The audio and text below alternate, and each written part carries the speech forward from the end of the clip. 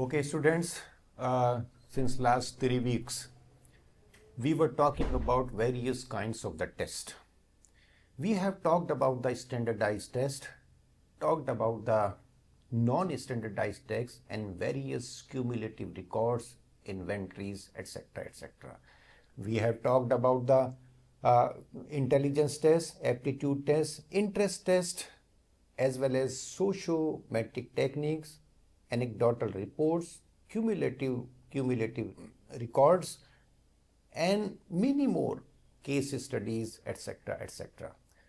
So comprehensive test we have learned, and one thing is clear from that, until and unless we know the details of all these pupil appraisal techniques, it will be very difficult to implement the counseling for the student, because these tools, which can be categorized in broad categories: psychological test, standardized tests, teacher-made tests, inventories, case studies, they are very important in collecting the data. And this data is basically helpful in presenting guidance and counseling for the students. So guidance and counseling basically depends upon the pupil appraisal. If real appraisal of the pupil personality is there, and the counselor or the researcher is aware about the actual characteristic features, strength, weaknesses, abilities, capabilities, physical aspect, emotional aspect, and intellectual aspect, and behavioral aspects of the individual, then the task of providing the counseling becomes very easy, and the person is performing very effective counseling if he or she is using all these results. So this is the conclusion of all the 3 weeks presentation which we have in previous lectures. Now we are talking about the procedure for carrying out an effective testing program. Okay, how we have to implement on the ground and how we are in a position to get the best result out of these implementations. No. So what we are going to understand in this particular lecture, we will try to understand procedure for carrying out an effective testing program. What procedure we have to adopt? And the first of all, we have to select the test. We will also try to understand what precautions we need to take when we are going to select a test for evaluating the personality of the students, and then administering the selected test. Selection leads to administration, and administration leads to scoring of the test, and the scoring is basically application of appropriate statistical technique. We gain after scoring, we are getting the data, and this data is basically evaluated by using the adequate statistical techniques if it is in the form of the quantitative data. If it is in the form of the qualitative data, then we are using other interpretive techniques, and after that we are interpreting the data and follow up activities. After having the knowledge of the interpretation, then we will be able to use the results for better counseling process. So these are the steps. Let us analyze all these steps in a little more detail. So there are steps which need to be followed in sequential order to ascertain the effective utilization of the test results for guidance and counseling purposes. If we are not following these procedures and we are just administering the test without analyzing its utility and without following the set standards, then definitely all efforts in providing guidance and counseling will go in vain. If we are really interested in getting the objectives of the guidance and counseling, the first important task is basically to analyze the personality characteristic features of the student, and that can be possible if we are following the standard of our effective testing program. Number one, selecting the test, administering the selected test, scoring and application and interpretation of the data. Selecting the test, how we need to select the test. Number one, the school needs should be known before the tests are selected. What is the need of the schools? What kind of guidance and counseling facilities you are going to provide to the students? That counseling needs of the schools are decided by the teachers and the administrators and the counseling team available in that schools. So whatever information is not available related to the student, then definitely we are going to select the test so that we can get the related data about the students. The characteristics of the group to be tested, such as language, socio-cultural background, rural and urban background, educational and economic background, and the family background. These aspects may be the requirement, or additional aspect can be the requirement of the schools. So these requirement of the school must be kept in mind when we are going to select any test, because there are many tests which are specifically designed for a specific people or a specific cultural group or specific socio-economic group. So before analyzing the need and the requirement of the institution, we will not be able to select the appropriate test. And the third criteria is basically, which is most important, that is the validity, reliability, objectivity, and discriminative quality of the test. In the first lecture of pupil appraisal technique, we learned what is the meaning of the validity, what is reliability, what are the principles of objectivity, and how the test should discriminate between above achievers or the lower achievers, or on negative and the positive aspects of individual personality. It must discriminate between the high achievers and the low achievers, must discriminate between the extrovert and the introvert personality, and highly motivated and the low motivated person, or having the high self-concept or the low self-concept person. So these are the important aspects.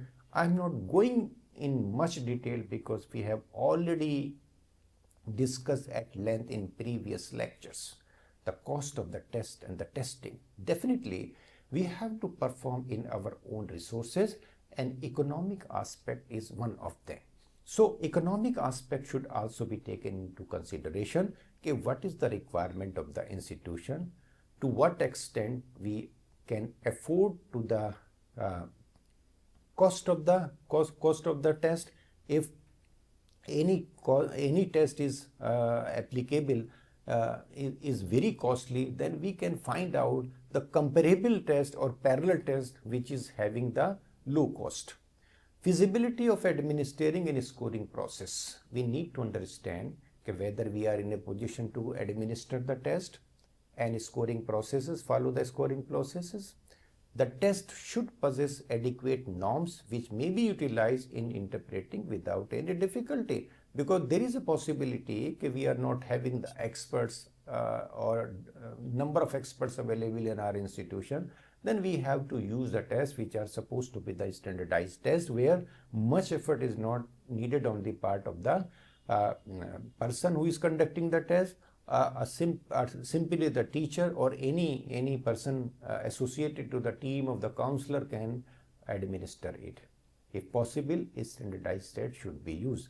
If there is a need of collecting the data and standardized tests are available, then we should prefer to use the standardized test, and standardized tests are supposed to be the reliable, valid, objective, and they follow certain norms. They are able to discriminate the better and the good or the poor students on many construct or many qualities.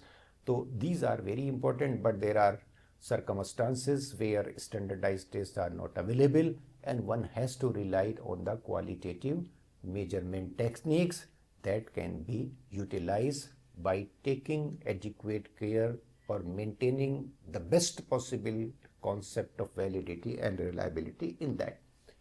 Second aspect is administering the testing program. Now we are going to administer the testing program. So responsibility for administration of the test usually rests with the classroom teacher, counselors and the researchers. So counselors and researchers or and teachers are supposed to be the person who are conducting the test, administering the test. So administrator, for example, the principal is supposed to be the administrator or head of the institution or coordinator of the research guidance or the co-coordinator of the guidance and counseling team also contribute the list of personnel responsible for testing, because administration of the testing cannot be performed by only the counselor. Rather, everybody who is associated in the school must take or the responsibility or must be involved in administering the test. A brief exposure to training is needed to sort out all the problems in a coordinated manner. If some students, some teachers are new and some team members are new and they are not aware about the conduction issues or administration of the test, and then there is a need to expose them to certain training program, a discussion of a lecture of any person or the research or the guide can help how to conduct the program, what precautions we need to take related to that. The details of the test administration should be understood well by the test administrator and should be communicated to the students so that actual responses may be obtained. Students should not be kept in illusion. Neither the principal or the teacher of that institution where you are conducting, they must be kept in illusion. We have to administer the test by following all the details given in that. First of all, read out the details of the test and find out the issues which may arise and get ready to resolve those issues for better administration of the test. Adequate instructions need to be given to students to avoid any confusion or mistakes. If students are briefed in the beginning of the test about the process to follow as per the guidelines given in that test, then the task of the administration or of testing program becomes easier. The environment for testing is another important requirement. If we are creating an environment of autocracy or forcefully we are getting the data, then we are not going to collect the actual information related to the candidate. A conducive environment means a supportive environment, propitious environment where psychology, which provides psychological security and safety to the individual must be created so that students feel free to express their actual response and give their actual response related to that. The testing environment should approach the normal classroom situation as closely as possible, because our educational institutions are basically examination oriented. As soon as you say to the student that we are going to conduct any test, then the fear of examination comes in their mind and the anxiety and the stress may be reflected in their approach. And we are well aware, and it is proved by the researchers also, that anxiety and stress, high level of anxiety and stress may distort the performance of the student, and we will not be able to collect the related or needed information for which we are conducting the test. So careful attention should be given to seating facilities, ventilation, adequate ventilation must be available, no suffocation should not be felt by the student, lighting arrangement should also be there, and heating conditions should also be appropriate so that student feels satisfied. So physical environment and psychological environment, in other words, can say that both kinds of environment are necessary. Good rapport and confidentiality of information need to be maintained. we need to make clear to the student that whatever results we will get from this test, these will be kept highly confidential and they will neither be shared to the other student, nor will be displayed on any notice board, nor they will be discussed by the teachers and the counselor or the administrator without prior permission of the student. And sometimes certain information may not be communicated to the parents if they are not really needed for the parents. So confidentiality is very important.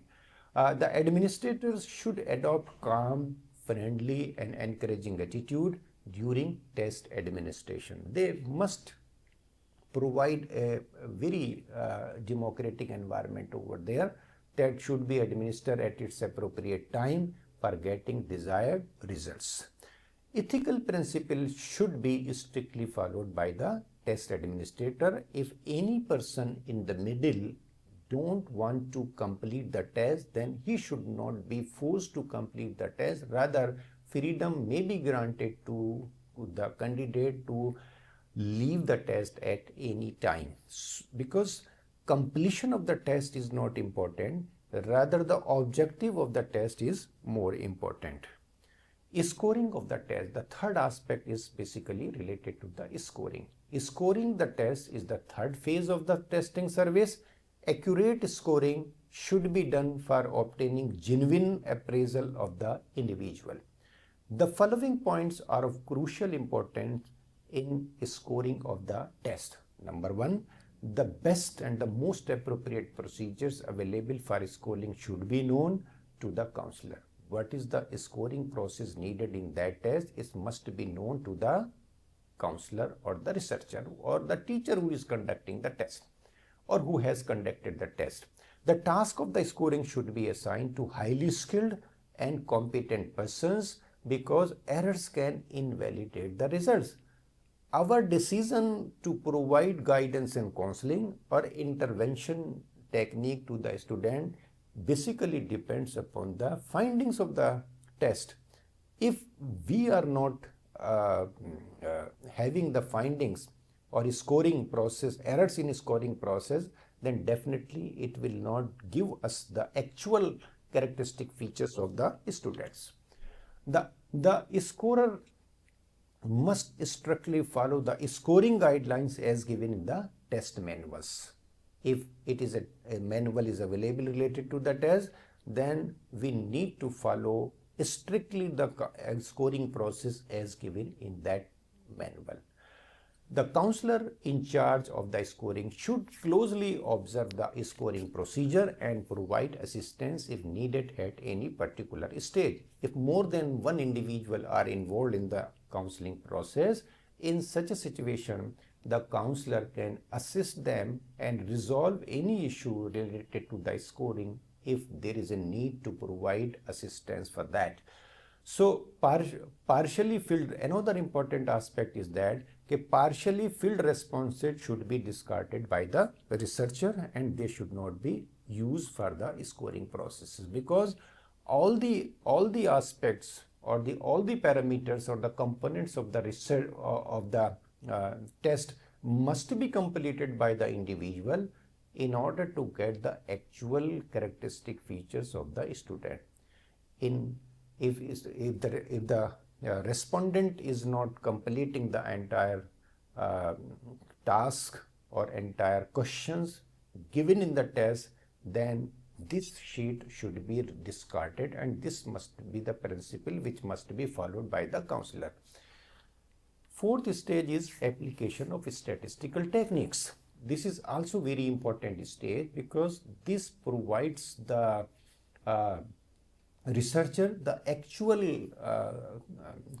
actual idea what to do, or it gives meaning to the results.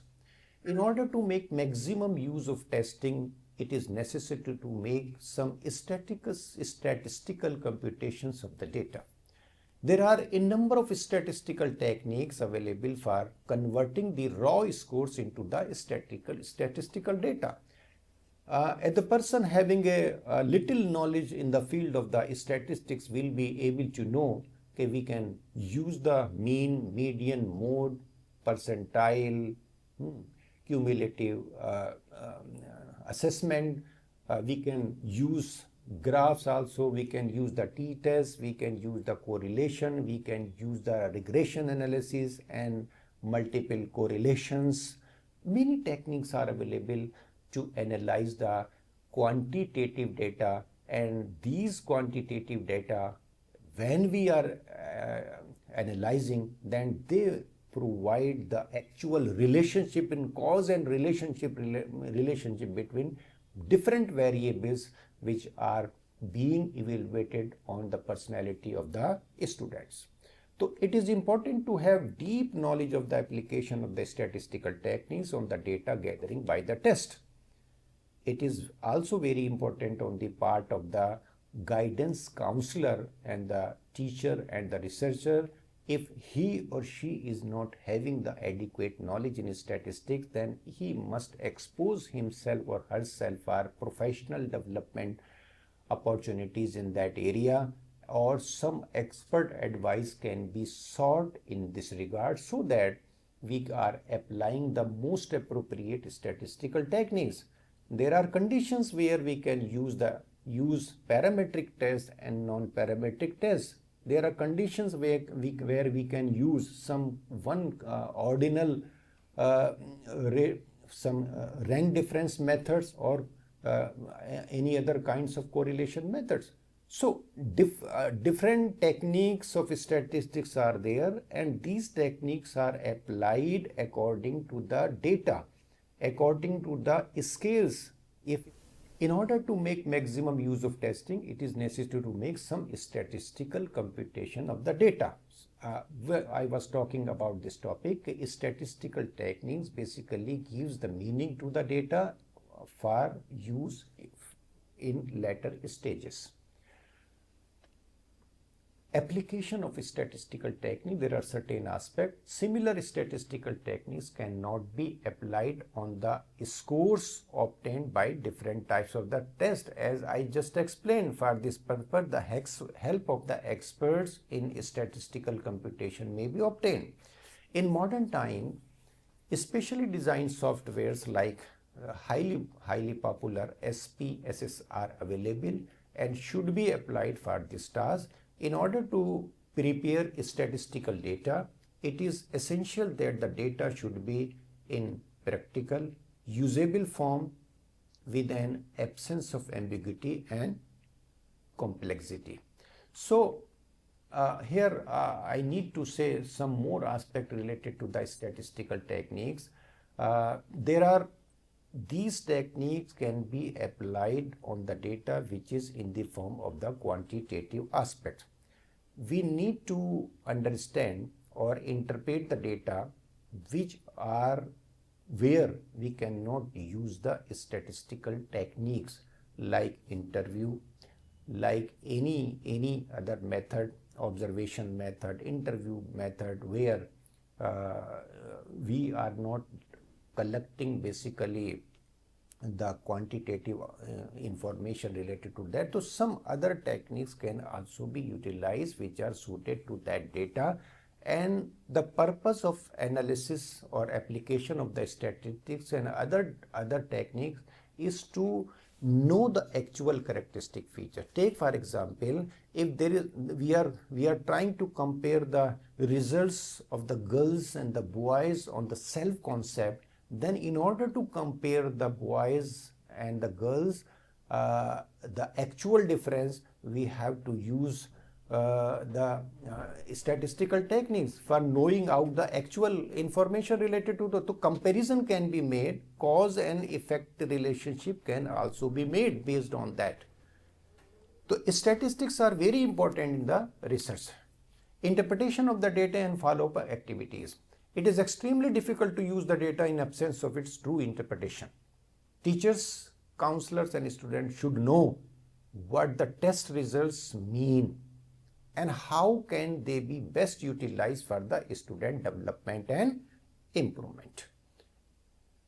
Interpretation is important in that aspect. Okay, data must be made or must be given certain meaning to that. What is the result of that data? How you will interpret? Interpretation means that you are making significant difference between two aspects. You are interpreting that boys are better showing the self-concept as compared to the girls. And certain counseling intervention having more impact on the performance of certain groups as compared to the others. This is basically the interpretation. So after analysis, statistical analysis, we are able to interpret the data for its use for the students, for the counselor, for the policy makers, and for the institution. Interpretation of that result should be done in such a manner that students get acquainted with their performances and teachers are able to understand the test results and use this information in providing for the needs of the student. Interpretation should be genuine, should be reliable, and should be communicated to the students in order to get their knowledge or self-knowledge or characteristic features of their personality. It is also useful for the teachers, and the teachers can modify their teaching and the counselors can use in the counseling process. Follow-up and procedure include the recording of the results in a cumulative record and filling the profile sheets in anticipation of the future use. These data, which is in the form of the writings, in the forms of the report submission, can be used in cumulative record of the students, which may be utilized by the future teachers and in future course of action. You are using the data in present situations also. If there is a need of guidance and counseling in future or suggest any intervention related to that, then this information can also be taken into consideration to guide the students using the test results. Students are helped to arrive objectively at a better understanding of their capacities and limitations. They are able to utilize their strength in a better way and work upon their weaknesses also to achieve their goals. If students know their weaknesses and their strength, then they will be able to take certain measures. Teachers' data is also useful for the teachers. Understanding the range of abilities and achievement of the students in the classroom, they are able to get what kind of achievement students are demonstrating. They are planning their strategies in terms of selecting the content material, teaching methods, teaching aids, and appropriate difficulty suited to the range of abilities and achievement. So, teachers also use this data in modifying their teaching and making it more effective to suit the need and the requirement of the student. That is the ultimate objective of the teaching. Identifying the underachievers of the class by correlating their achievements with their abilities. There are overachievers, underachievers, and simple achievers in the classroom, and the teachers can identify the underachievers. Grouping students for curricular and co-curricular activities and other academic tasks in the form of the projects and assignments. If you want to group the student based on their personal characteristic features, like in the field of academics and non-academic areas, then this grouping can be done on the basis of the acquired knowledge or characteristics features of the students. So these tests basically knowledge or the results of these tests are used in this reference also. Locating certain difficulties which create hurdle in smooth progress of the student and take needed measures to overcome these difficulties. What are the difficulties? There are certain difficulties may be associated to the individual, then they can be identified and measures are taken to overcome these difficulties. Modifying the teaching environment suited to the physical, intellectual, emotional needs of the group of learners. It is for the teachers. Administrator can use test results in following areas: knowing the variations in the school, what are the conditions of your school and what are the conditions of the other schools; obtaining the expert advice in regard to curricular and co-curricular needs of the classes and the entire schools. If there is a need to take the expert advice, how to enhance the efficiency of the curricular aspect and co-curricular aspect, what kind of training the teachers are needed in that regard, it can be evaluated by the administrator, because the task of the administrator is basically to develop the entire personality of the students. That is the objectives of schools and the education. So understanding the problem faced by the teacher in carrying out the teaching responsibility appropriately. If the teachers are facing difficulties in carrying out the responsibility, that can be tackled by the administrator, and adequate facilities and support can be provided to the teachers in that regard, and their moral boosting can be done based on these results. Interpreting the school program to the community whenever needed. We can also present the clear pictures of the school's conditions before the community members, because institutions are meant for the community and there must be correlation between the community and the schools. Comparing achievement and progress of the entire school program with other schools for the purpose of further progress. The counselor may use the test result to help the student plan more effectively in deciding their course of studies in next stage of education based on their abilities and capabilities. Selecting appropriate vocational areas in the light of available information related to their individual characteristics and other job opportunities. Making self-adjustment and taking self-decision in deciding their future goals and make strategies to achieve the goals of their life. Ultimate objective is to assist the individual in taking self-decision, improving their academic achievements by using their abilities in better manner, and solving educational and personal problems faced by the students in school life. Let us conclude. These tests are basically helpful for the student, helpful for the teachers, helpful for the counselor, and helpful for the administrator. Ultimate objective should be to use them properly, conduct them properly, select them properly, administer them properly, score them properly, and finally interpret the results and use them in an effective manner so that better counseling results can be obtained. So it is essential that the counselor has the acquired knowledge and skill to interpret the test results for the best possible use of it in counseling program. Although the testing program is one of the responsibilities of the counselor, the administrator and the teacher should also be involved in planning and carrying out this program. The effective counseling program or effective pupil appraisal techniques is basically not the responsibility of the counselor, rather it is a joint responsibility of the teachers as well as administrators and other staffs who are performing the task of the guidance and counseling in the institution. So two aspects are very important. Let me summarize the 3 weeks lectures here. Okay, first of all, we must know what are the characteristic features of the test, good characteristic features of the test.